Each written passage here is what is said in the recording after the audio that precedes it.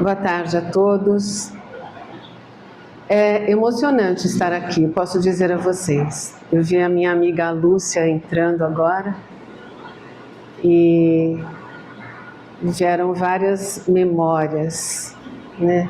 A gente volta para casa. Outro dia eu vim conversar com o Zé Moacir, e que eu faço um trabalho também aqui na casa com a evangelização. E embora eu hoje esteja morando em São Paulo, mas meu trabalho continua sendo aqui. E aí na hora que eu entrei eu falei, ai, como é bom estar em casa, porque é a nossa casa. A dona Léa costumava dizer que a nossa família espiritual se reuniu aqui.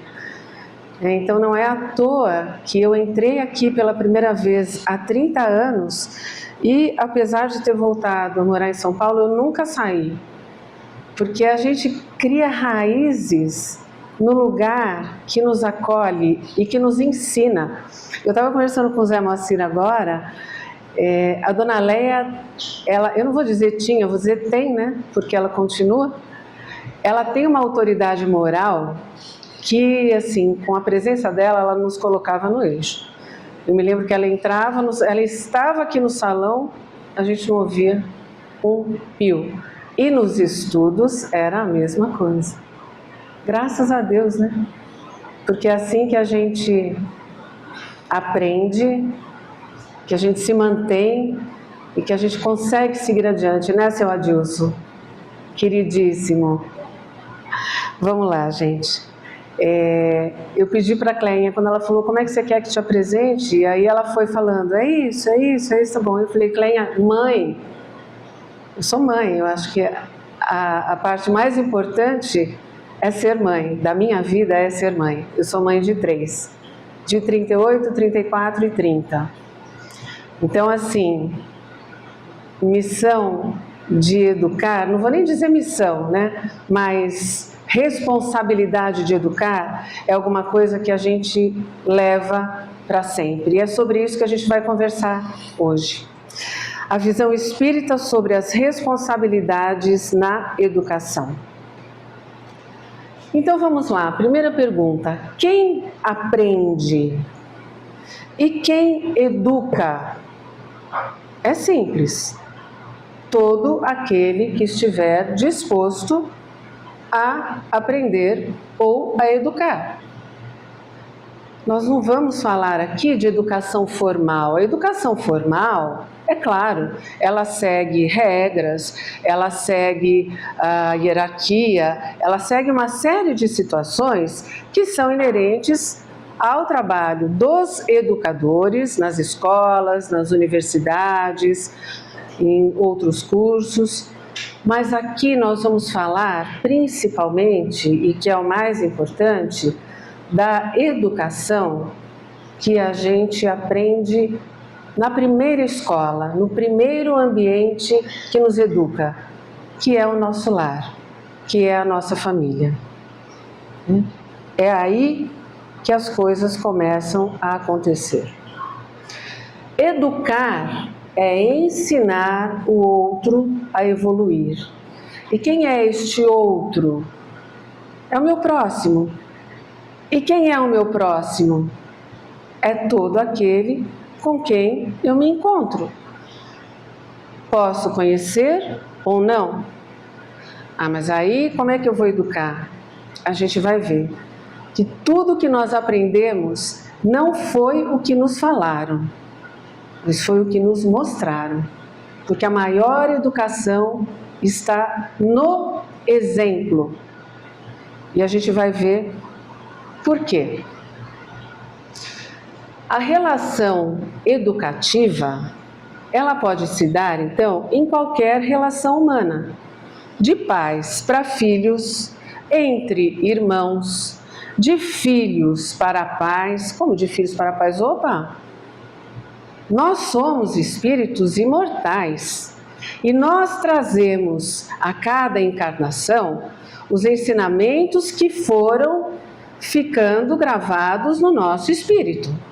É claro que nós temos a bênção do esquecimento, porque não daria para a gente reencarnar numa família lembrando que fomos algozes e que tivemos algozes ali também. A convivência não seria nada pacífica, nada positiva.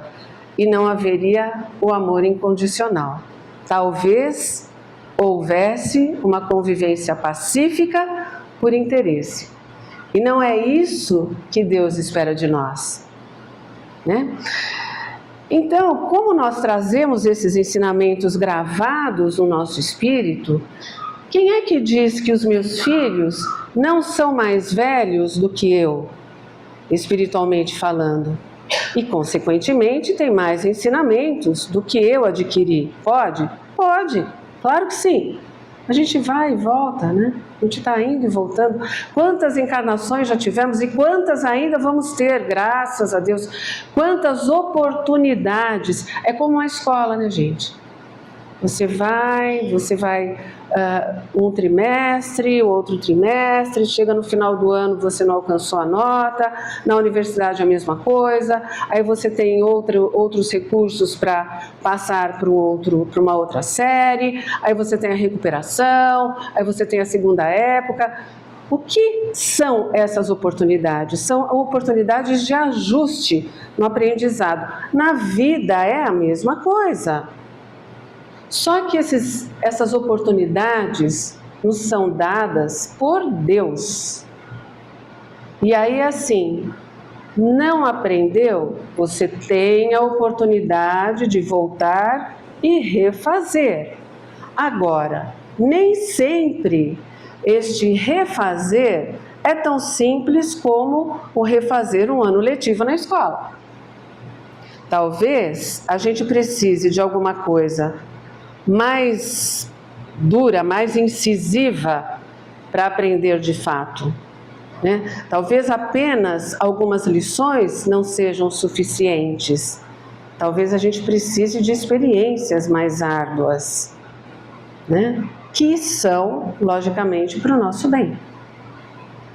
Eu lembro que a Dona Leia sempre dizia que a doença é uma bênção, porque ela nos faz parar, ficar na cama e pensar. A gente não pode fazer nada, você tem que ficar ali de molho, né, em repouso, e aí o pensamento vai. E por que a gente não aproveita então esses momentos para colocar os pensamentos em ordem, não no sentido de organizar apenas as ideias, mas de organizar a vida, né? O que eu tenho feito até aqui, o que tem me trazido esses desencontros, essas questões mais difíceis pelas quais eu estou passando. Nada é sem razão. E o sofrimento também nos educa.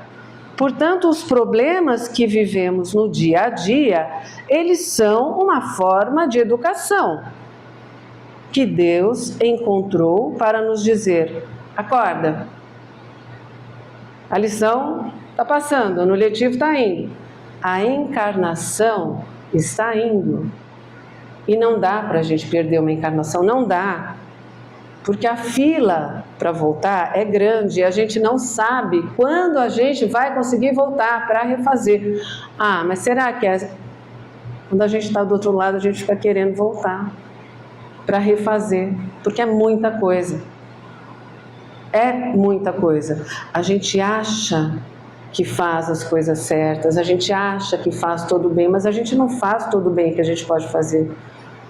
Muitas vezes a gente fica em cima do muro em algumas situações, e ficar em cima do muro já é tomar uma posição.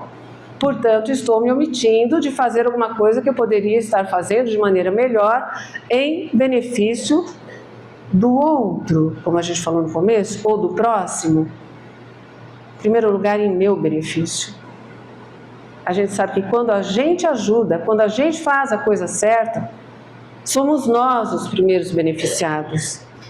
Porque é uma questão de crescimento e nós estamos aqui para evoluir. Por isso que a gente diz que a vida é uma escola. E esses problemas pelos quais passamos são as provas, traduzindo para um ano letivo, né, numa escola, numa universidade, pelas quais precisamos passar para subirmos um degrauzinho, uma sériezinha. Ah, mas é muita coisa para alcançar pouco. Mas a gente tem a eternidade. Aí dá mais desespero, né, gente? Ao mesmo tempo que a gente se conscientiza, o desespero é maior. De pensar o que a gente já poderia ter aproveitado neste tempo, mas que a gente ainda tem condição de fazer. Basta que a gente tenha consciência, boa vontade. Outro dia eu ouvi uma coisa de uma amiga, não é só boa vontade, é força de vontade.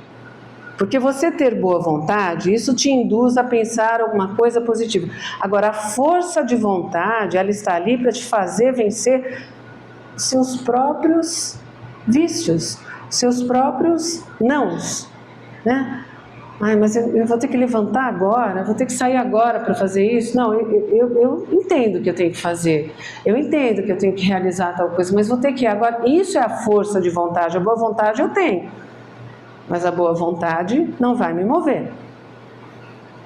Eu falo demais, viu, gente? Mas a gente vai aproveitando outras lições para ir colocando no meio, porque nada se perde, de fato, e a gente aprende que nada se perde mesmo. Frequentei muitos anos essa sala.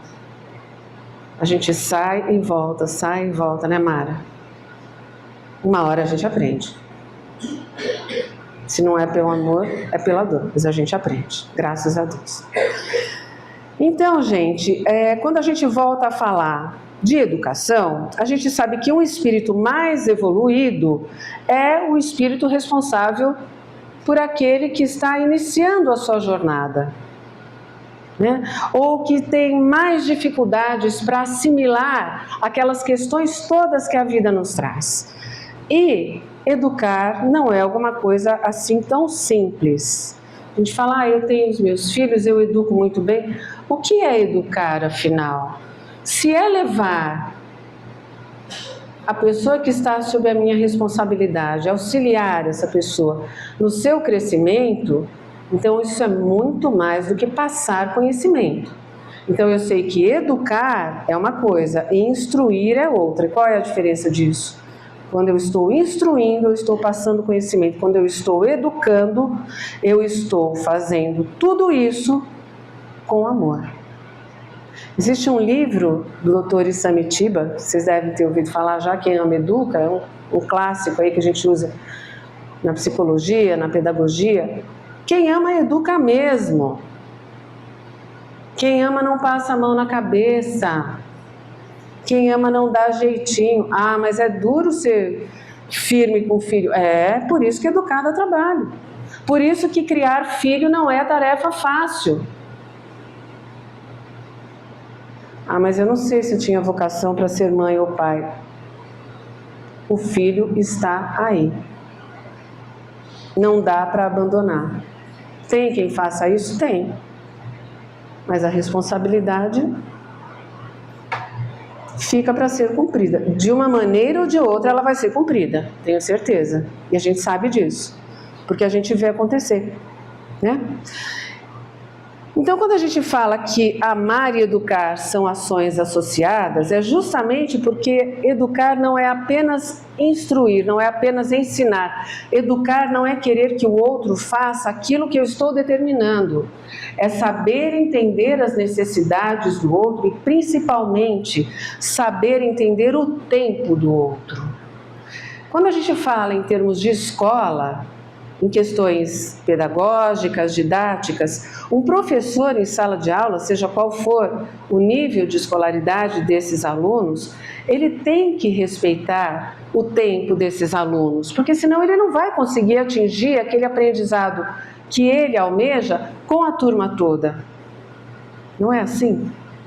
Então, de certa forma, as salas de aula acabam meio que se nivelando. É claro que há aqueles que se destacam, os que estudam mais, os que têm mais facilidade de aprender, os que não gostam de estudar, os que têm mais dificuldade aí precisam de mais apoio, mas, via de regra, numa sala de aula, os alunos todos têm mais ou menos ali a mesma equivalência em termos cognitivos ou em termos de aprendizado, né? E aqui na Terra, será que nós somos tão diferentes uns dos outros? Ou será que estamos todos neste momento no nosso planeta, que está passando de um planeta de provas e expiações para um planeta de regeneração, e isso não se dá do dia para a noite, né? Isso depende das atitudes das pessoas que estão no planeta, nós. Por que estamos todos juntos nessa época? Por que estamos todos sendo educados pela vida nesta época? Por que precisamos passar por uma pandemia? Por que precisamos passar por guerras? Por que precisamos passar por situações que outros irmãos passam de fome, de miséria, em inúmeras partes do mundo, de sofrimento, de dor, de falta de cuidado, de riqueza sem amor, de lar que não é lar, que é uma casa que abriga pessoas. Por que será que estamos passando por este momento na nossa vida? Porque alguma coisa temos que aprender. Não é à toa. E são poucos os espíritos que vêm ao mundo nesta época para nos ensinar alguma coisa. A gente vê aí alguns destaques de pessoas que fazem o bem por fazer, são espíritos que estão mais à frente, já aprenderam mais, já são mais desprendidos em relação a inúmeras questões que a gente ainda tem como questões importantes para a nossa vida. A questão do status, a questão do título, a questão da aparência. É claro que a gente tem que cuidar disso tudo. Deus nos deu a inteligência para que a gente desenvolvesse. Então nós temos que estudar sim, nós temos que cuidar do nosso corpo sim, mas isso não pode ser um exagero, a nossa vida não pode se prender a isso. E isso faz parte da educação. Essa conscientização faz parte da educação. De que maneira? Como eu tenho os espíritos que estão sob a minha responsabilidade, eu tenho que ensiná-los esses princípios. Senão eu estou falhando. E a partir do momento que eu tenho consciência e eu me recuso a passar qualquer ensinamento adiante, eu estou escolhendo ir pelo caminho contrário daquele que eu preciso ir para evoluir. Portanto, a evolução do outro depende de mim? Sim, depende dele, do livre-arbítrio. Mas a criança, enquanto ainda não pode exercitar o seu livre-arbítrio, ela precisa de quem para evoluir? Do educador, que pode ser o pai, pode ser a mãe, podem ser ambos, pode ser alguém da família, pode ser uma pessoa responsável por essa criança, no caso de ser uma criança órfã, mas alguém se responsabiliza. E esse espírito que se responsabiliza pela educação da criança, é a ele que cabe essa responsabilidade de educar, né? A educação tem que despertar na criança o sentido de justiça, de solidariedade, de amor ao próximo, a fim de que a sociedade como um todo se torne mais justa. O que é uma sociedade mais justa? A gente fala, né? Discursos e... é aquilo que a gente quer viver dentro de casa. A gente não precisa ir longe para exercitar isso tudo que a gente aprende dentro do Espiritismo, dentro da nossa doutrina, que é baseada no Evangelho de Jesus. É dentro de casa que começa. Por quê?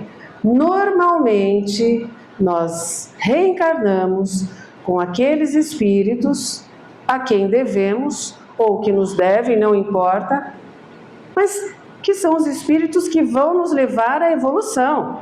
Eu preciso exercitar minha paciência com esse. Eu preciso exercitar a minha boa vontade com aquele. Eu preciso ajudar. É um que não quer, outro que faz corpo mole. Por que eu estou aqui? Alguma coisa eu tenho que aprender, não é à toa. Porque senão não seria um Deus bom, justo e misericordioso, né? Quem são os escolhidos? Todos aqueles que querem seguir os seus ensinamentos. Não tem? Este vai passar por isso, aquele não vai, esse vai sofrer, esse não... Isso não é justiça. A justiça de Deus se faz quando Ele nos dá a oportunidade de refazer aquilo que fizemos de errado, de equivocado. Quando Ele dá a oportunidade de refazermos o mau uso do nosso livre-arbítrio, provavelmente nas encarnações anteriores. Né? Quando a gente fala de educar, a gente sempre lembra dessa questão de uma questão mais simples, que de repente significa muito mais instruir do que educar. Porque você pode ensinar o seu filho a ser educado, a ter bons modos, a ter uma boa postura, a fazer o bem. Posso ensinar tudo isso. Agora, nenhum discurso convence se eu não acreditar naquilo que eu estou falando. Eu posso ter o discurso mais lindo do mundo. E no caso da educação, para que eu acredite no meu discurso educativo, eu preciso ter amor, senão eu estou apenas instruindo. E a instrução, ela pode se fixar ou não. Já a educação, ela permanece, porque ela é muito mais por meio dos nossos exemplos do que por meio da nossa fala. Quando a gente trabalha com crianças, por exemplo, neurodivergentes, atípicas, mas que podem expressar a situação que elas estão vivendo em casa, elas conseguem dizer de alguma maneira para a gente se o que falta é amor, se o que falta é carinho. Eu conversava com uma professora esses dias e ela disse que ela tinha na turma dela um aluno neurodivergente e ela chegava perto, era um aluno que conseguia acompanhar, ele consegue acompanhar a turma normalmente. Quando ele desregula é que precisa de um outro tipo de atenção. Mas quando ela passava nas carteiras, ela tem o hábito de passar a mão na cabeça dele, colocar a mão no ombro. E um dia ela estava com um pouco de labirintite e ela não deu aula andando na sala de aula, uma turma de 8 anos. E aí ele falou: "Pro, você não vai andar hoje?" Ela falou: "Eu não estou muito bem hoje, por quê?" "Porque eu gosto quando você vem fazer carinho em mim."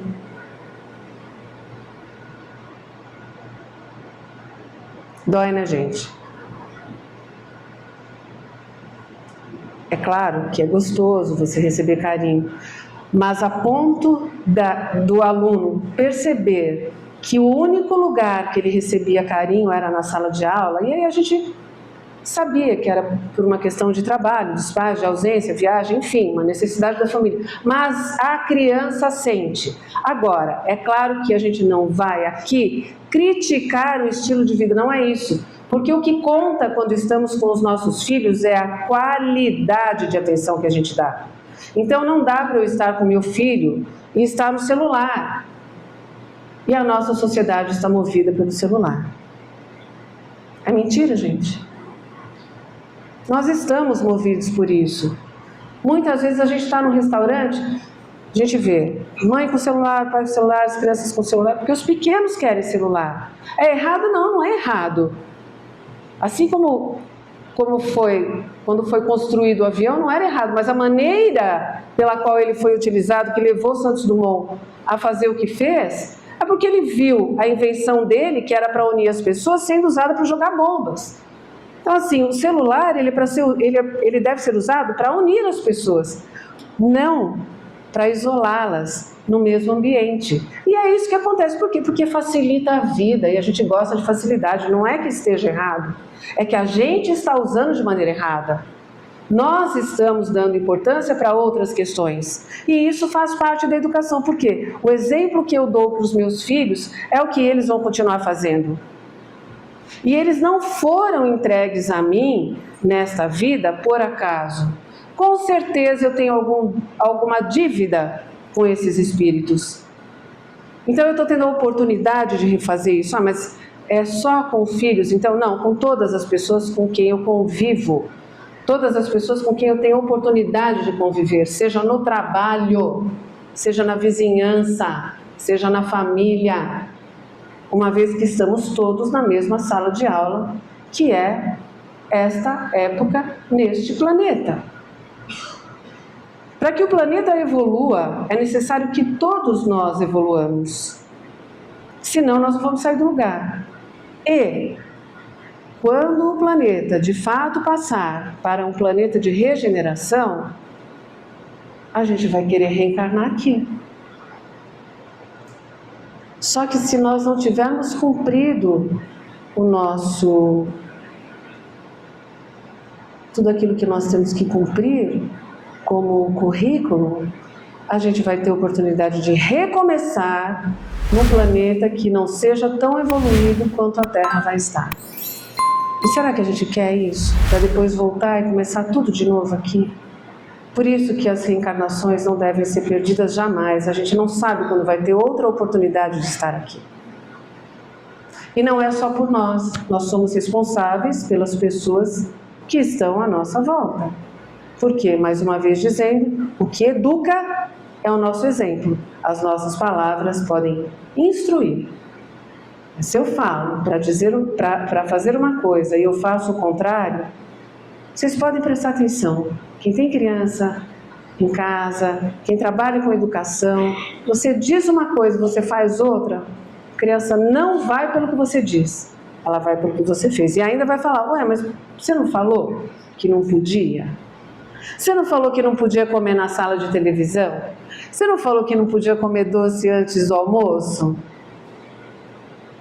Você não falou que não podia gritar? Não é isso, Lúcia, colega de educação? A gente vê isso no dia a dia, e principalmente dentro de casa. Portanto, gente, educar implica em amar. E aí? A educação da criança, ela deve ter por base o respeito ao ser humano e as suas diferenças. Eu vou ensinar o meu filho a amar X, vou ensinar o meu filho a amar Y, porque agora tem essa questão das diversidades. Eu vou ensinar o meu filho a amar o ser humano, ponto, não me importa. A vida deste ser humano, o que ele é, o que ele deixa de ser, o que ele representa, não me pertence. É um ser humano. Portanto, como eu, merece respeito. Por quê? Porque fomos todos criados à imagem e semelhança de Deus. Portanto, somos todos iguais. Ponto. Qual a dúvida? O pior é que a gente sabe disso. Mas sempre tem um momento na vida que a gente acha que dá para querer se sair melhor que o outro. Não dá, gente. A vida não perdoa. A vida não perdoa. Eu vou dar um testemunho aqui que eu acho super interessante, que eu comentei com o Zé Moacir e com a Cleinha, numa reunião recente que tivemos. E quem estava? Não, a Fátima. Eu tive assim a bênção de ser atendida na casa da Dona Leia, na ocasião que ela sofreu um acidente, pelo Dr. Friedman, porque um dos meus filhos estava com um problema de saúde muito sério. E depois desse atendimento, a Dona Leia anotou tudo, e eu tenho isso xerocado, guardado dentro do meu evangelho, que é uma coisa que eu falo, é isso, eu vivi isso é de 98. Ele disse o seguinte, entre milhares de coisas: todo mundo recebe um cetro na mão. A maneira pela qual você governa vai dizer se você mantém este cetro ou não. E eu entendi. E doeu por muitos anos, mas eu entendi. E ele ainda disse: as pessoas podem deitar na riqueza e acordar na ralé. Ele usou esse termo, a mais profunda ralé. E não é sobre questão financeira, não é isso. É quando você é pego naquilo que te mais agradaria fazer. E aí quando você é impedido de desenvolver aquilo que você mais gostaria de desenvolver. Por quê? Porque o orgulho e o egoísmo, que ainda fazem parte da minha vida, não resta dúvida, porque todo mundo é muito imperfeito e eu sou muito imperfeita, eles estavam muito mais presentes do que hoje. Muito mais presentes. Então eu precisei aprender. Eu precisei aprender. Espero ter aprendido. Doeu. Por uns bons 10, 12 anos. Mas valeu. Isso foi o quê? Uma educação da vida. Eu não deixei de ter nada do que eu tinha na minha vida, nada do que eu havia conquistado, não é isso. Mas o meu modo de vida em termos de atividades passou a ser outro. Então foi uma oportunidade de aprendizado. Ok, aprendi, retomei, não precisava retomar, está tudo certo hoje. Mas isso acontece. Então eu falo que é um testemunho, porque eu ouvi isso em 98, isso foi acontecer em 2010 e nós estamos em 2026. Então é fato, a vida não perdoa, mas ela ensina, e ela ajuda, e ela dá oportunidades. E essa oportunidade não é à toa, essa oportunidade vem de Deus. Por isso que a gente sabe que ou é pelo amor ou é pela dor, mas uma hora a gente aprende. Agora, quando a gente fala que educar é uma atitude nobre e que educar presume amar, a responsabilidade aumenta. E eu vou dizer para vocês por quê. Primeiro vamos pensar que o maior educador que existe é Jesus. Não é que existiu, existe. Porque Ele está entre nós. E Ele foi educado por Maria e José. Então, vamos começar a prestar atenção em que exemplos de educadores nós temos na nossa vida. Por que a gente quer fazer diferente? E aí tem aquela coisa, né? O que Maria faria em meu lugar, já que eu sou mãe? Né? Será que ela iria gritar?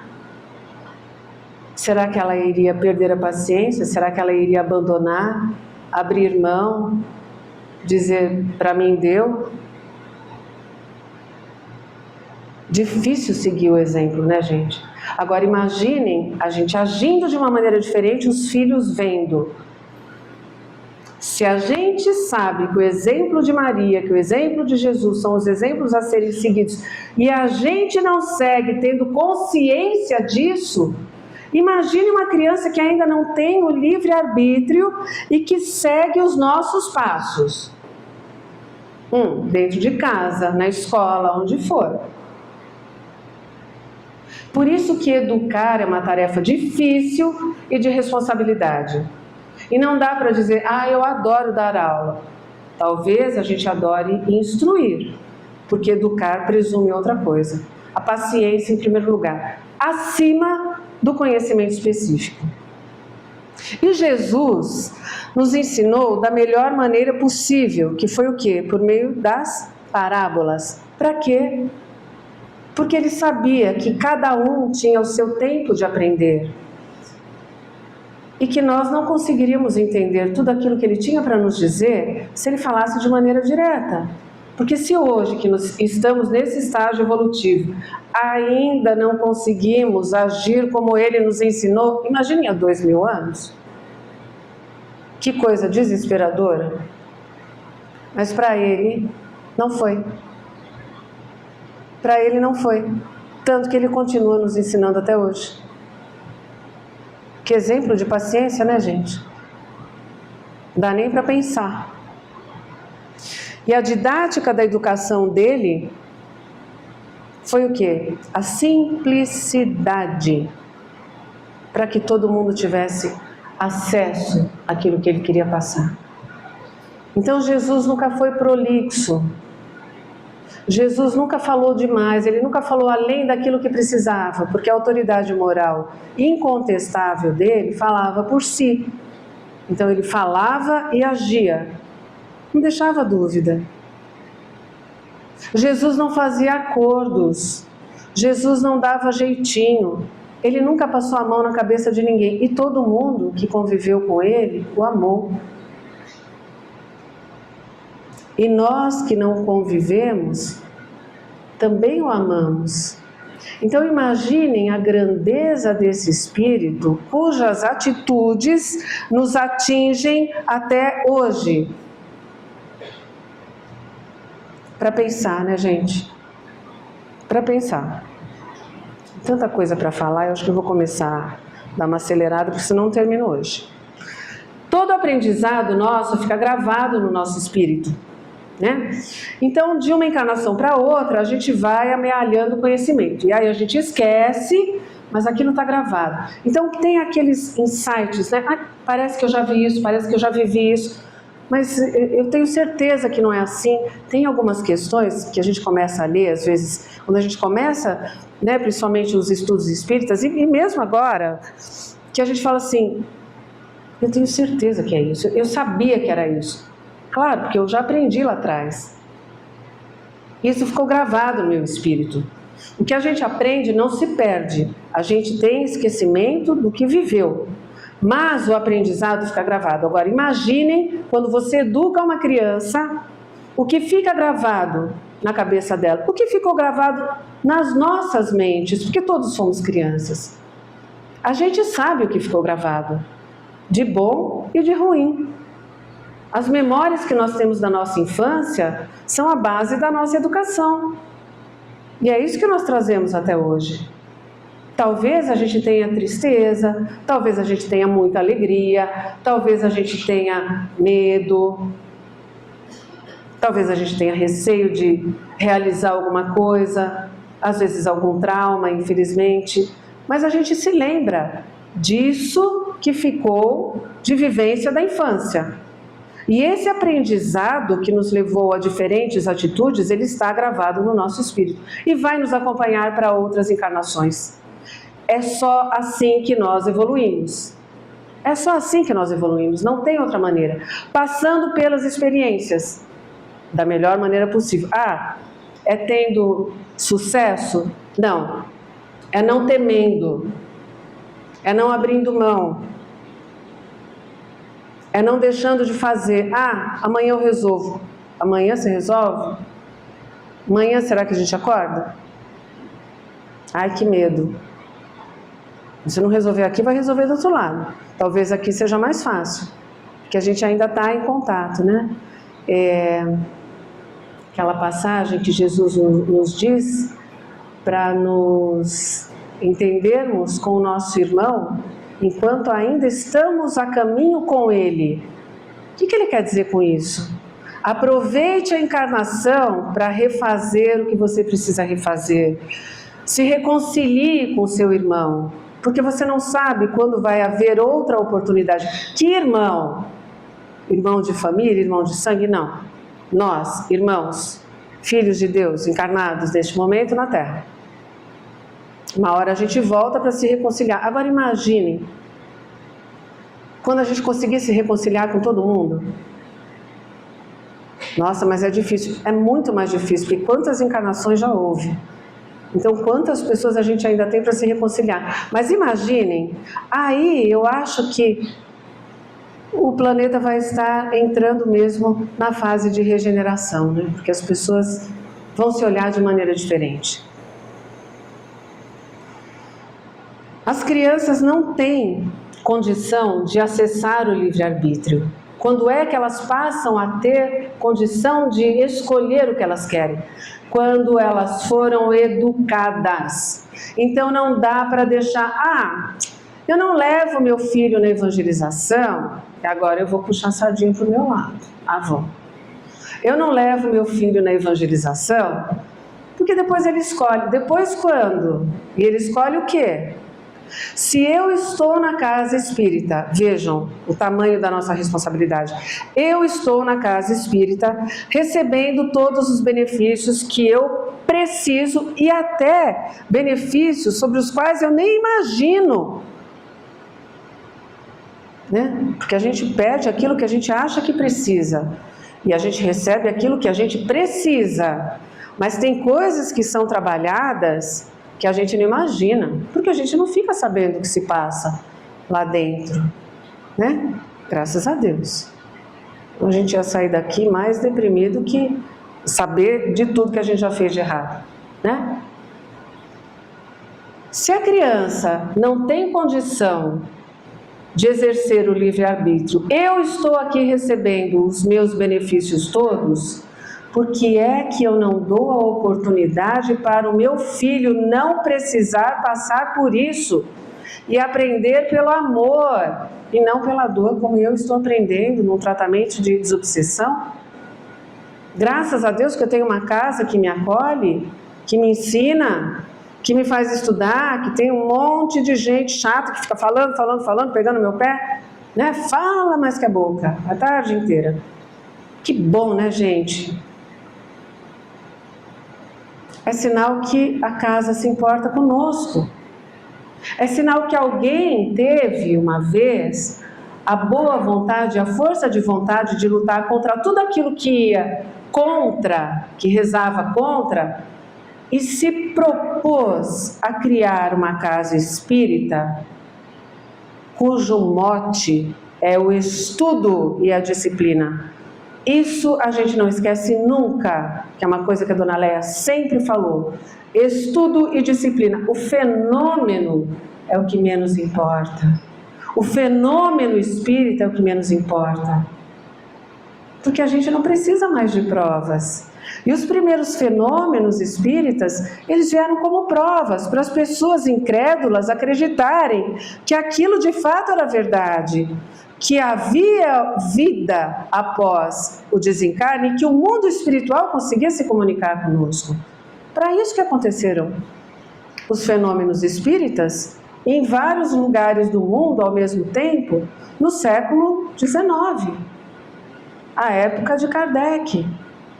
Hoje, a gente não precisa de fenômenos, eles acontecem da maneira correta, no lugar indicado, quando precisam acontecer, mas não é isso que muda a nossa vida. O que muda a nossa vida é a reforma íntima. E voltando para a questão da educação e da responsabilidade espírita, qual é a minha responsabilidade em ensinar uma criança? Quando o espírito retorna para a Terra, ele está pronto para receber tudo aquilo que o seu responsável pode ensinar. E o que é que o responsável está ensinando para aquela criança? Qual é o exemplo que está sendo dado? O que é que eu estou ensinando para aquele adolescente, para aquele jovem? Se eu estou vindo à casa espírita, repito, estou tendo todos esses benefícios, mas o meu filho não está em tratamento, graças a Deus. Se ele aprender sobre a doutrina e souber quais são os ensinamentos de Jesus e conseguir seguir aos poucos, provavelmente ele vai precisar muito menos de um auxílio espiritual, de um tratamento espiritual, do que eu preciso. Então, se eu tenho condição de fazer com que meu filho não passe pelo sofrimento, por que eu não estou agindo? Não é suficiente que não se faça o mal. É necessário que se faça todo o bem que se pode fazer. Não fazer o mal é fácil, é só eu me isolar. E cuidar dos meus pensamentos, né? Aí... Agora, fazer o bem requer ação. E a gente sabe que quando a gente se dispõe a fazer o bem, quantas coisas acontecem contrárias, né? Você começa a estudar para fazer uma fala, é alguma coisa que interrompe, é alguma coisa que acontece, é alguma coisa, entre aspas, mais importante. O que tem de mais importante do que você ouvir que você lê aquilo que Jesus está te ensinando nos livros que você pegou ali para estudar, para montar não falo nem palestra, uma conversa. Isso não é uma palestra, é uma conversa, porque a gente está aprendendo. Quando a gente estuda para falar, todo mundo sabe, a gente está aprendendo também. Então, que oportunidade é essa de aprender? Por que eu não dou esta oportunidade aos meus filhos, trazendo-os para a casa espírita, para a evangelização, para a mocidade espírita? 1 hora na semana.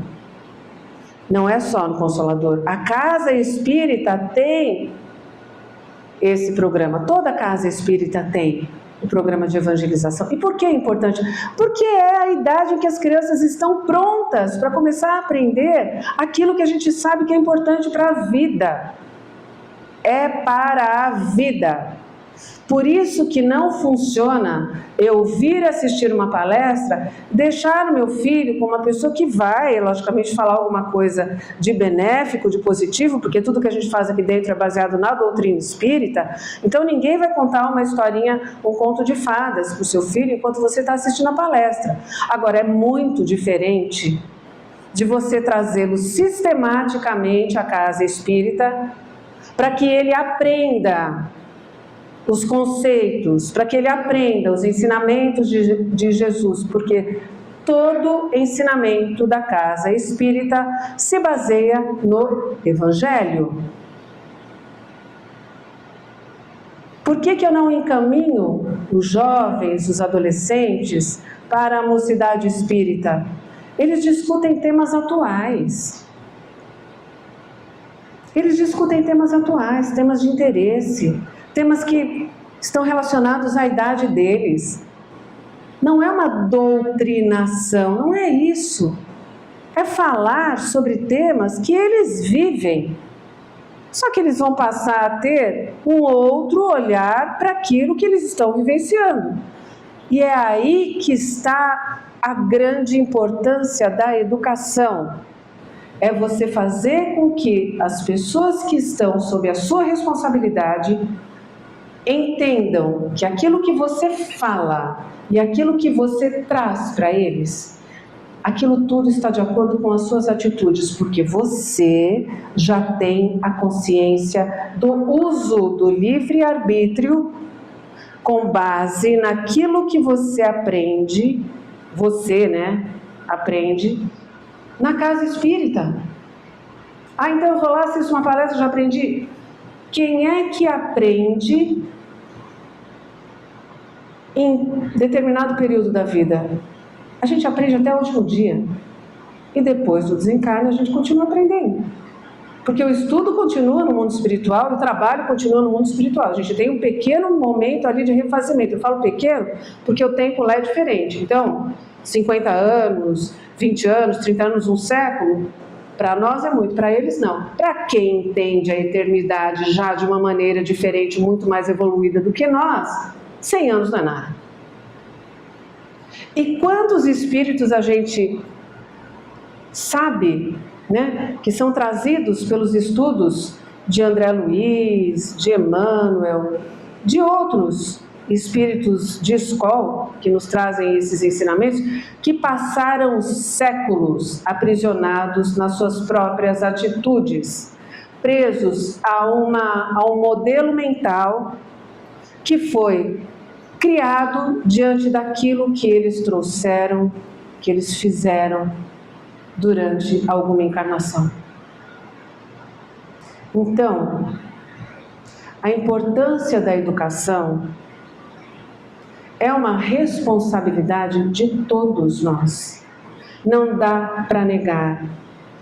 Eu vejo os meus netos de vez em quando, não vou nem levar. Se você pode, um dia, leve.